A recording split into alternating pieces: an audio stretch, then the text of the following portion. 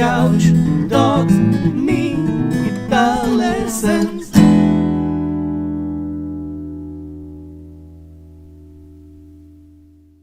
Hey there, LickNRiffers, how you doing? Welcome to another awesome installment in the never-ending fingerstyle rhythm pattern and exercise video series, all designed to make you a better fingerstyle player and overall musician.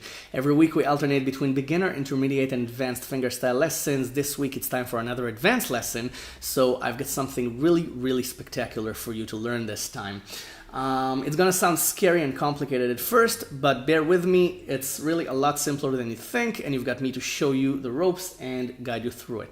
We're gonna learn harmonized scales. We're gonna learn the C major and E major scales harmonized by an octave and a third. It sounds really fancy and it sounds awesome. It creates instant polyphonic melodies. Polyphony is when you play two different melodies at the same time. So if you've ever seen a fingerstylist or a classical player play two different melodies at the same time, this is one of the techniques they're using.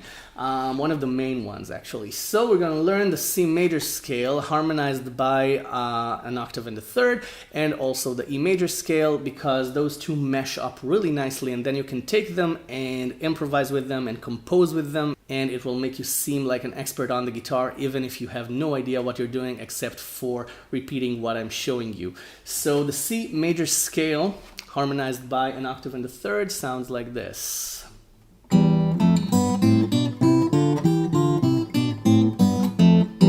Again.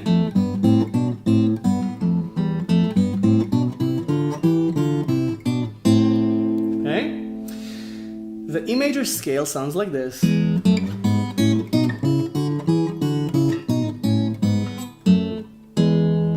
Pretty cool, right?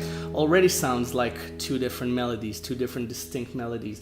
The secret to this is that we're playing the root of the chords of the scale, and the major or minor thirds, the notes that make them major or minor chords. But because we're not playing the full chords, we're playing the separate notes, and they're separated not by a third, they're separated by an octave and a third. For example, let's start the C major scale.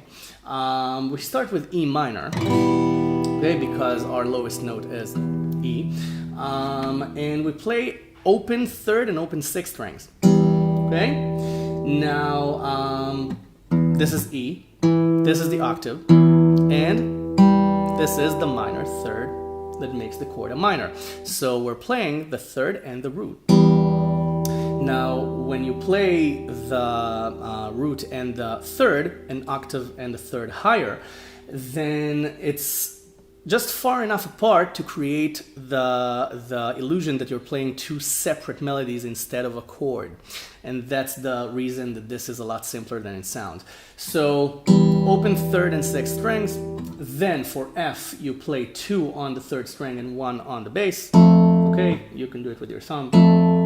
Then for G, you play the open second string and 3 on the bass.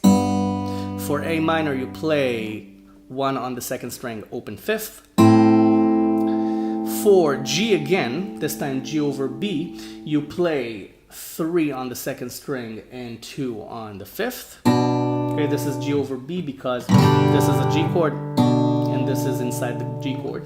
So G over B, you start from the B note is your root note now. It's an inversion of the G chord. Then for C, you play the open E string and 3 on the fifth string. For D minor, you play 1 on the E string and the open fourth. And for E minor again, you play 3 on the E string, 2 on the fourth. Okay, now you can go on. Okay, but this is easier, and I want to show you the way that really uses your fingers and makes you look really good to whomever stands before you and looks at you playing, because you want their jaw to drop. Again, E minor, F, G, A minor, G over B, or B half diminished, but let's call this G over B because you know you've got this also. So G over B, C, D minor, E minor again. For the E major scale, you play the major third of E. So you play 1 on the third string and the open E bass string. Then you play 2 and 2 on strings 3 and 6 for F sharp minor or D over F sharp. Then you can play 4 and 4 on the same two strings, 3 and 6, or you can play 4 on the bass and the open second string. Then you have A major, so you play 2 on the second string and the open fifth string. Then you have B, so you play 4 on the second string and 2 on the fifth string. Then you play 4 on the fifth string and the open E string. And then you play 2 on the E string and the open D string for D. And for E again, you play 4 on E and 2 on the fourth string, D. Okay? So this is the E major scale.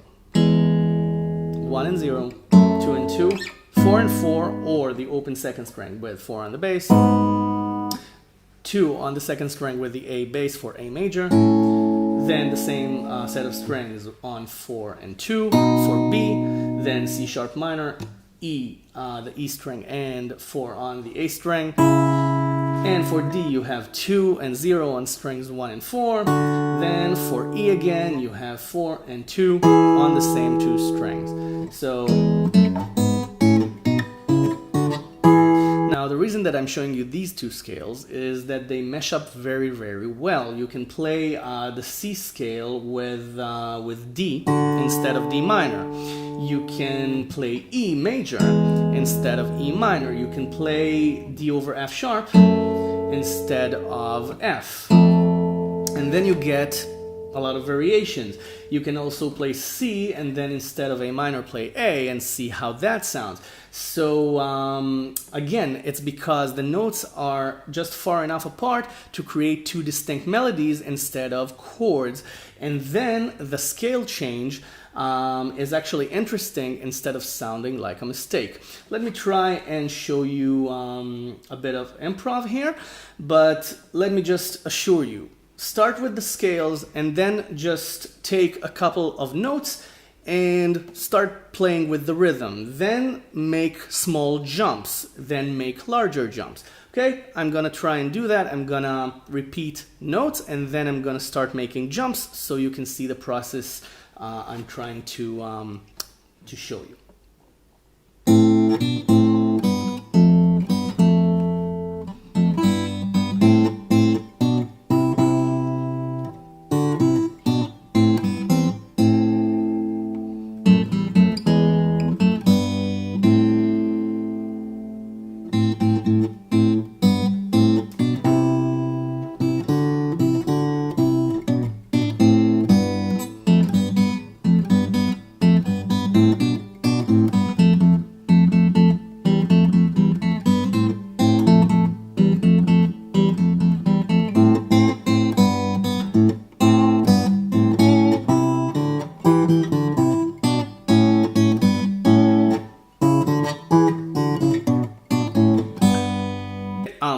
A thought just occurred to me that you don't have to play them together. You can do something like this.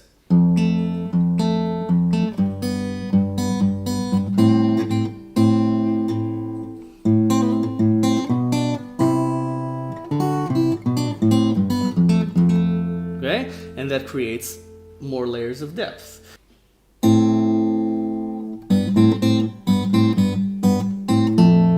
Okay? Starting with A minor, G, and F, just close chords.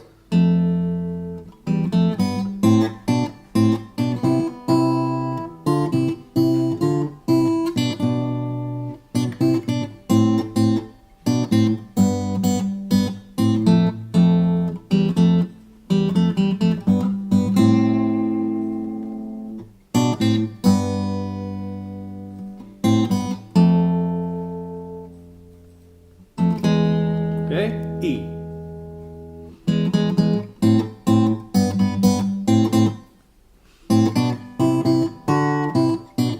Okay, add a D there.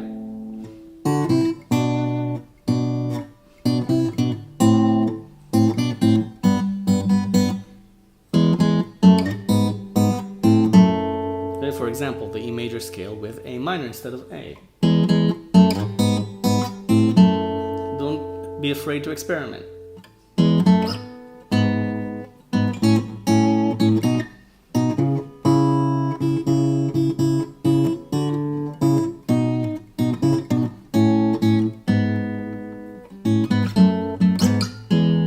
Okay? Stuff like that. Start simple, then try to make larger jumps. And as you get used to this, you'll see that you come up with more and more complex melodies, and then try to separate the notes, and then try to come up with more complex rhythms. I was just showing you the basics because I know this takes time to digest and memorize, but I'm pretty sure you can do it. If you're watching this lesson, then you pretty much can do anything. So I don't know what that line meant, but I stand behind it. So before you go practice this, subscribe to my channel if you haven't already. I've got a ton of free lessons already up, and I upload a new one every couple of days or so. In the description, you'll find the tab. You'll find the link to the tab in the website. The tab is for free, just like anything else here on LickNRiff. There's lessons, all the tabs, everything for free. But if you want to give something back, there's a large blue donation button right above the tab. You can't miss it, and everything goes right back into LickNRiff, into these lessons, into your guitar education. So I thank you in advance for any donation you choose to make. You go practice this, have fun, impress the heck out of everyone watching, and just improvise, compose, and have a lot of fun with this technique. I'm happy that you know it. So I'll see you in the next lesson. Feel free to share this one, and thanks for watching. Bye for now.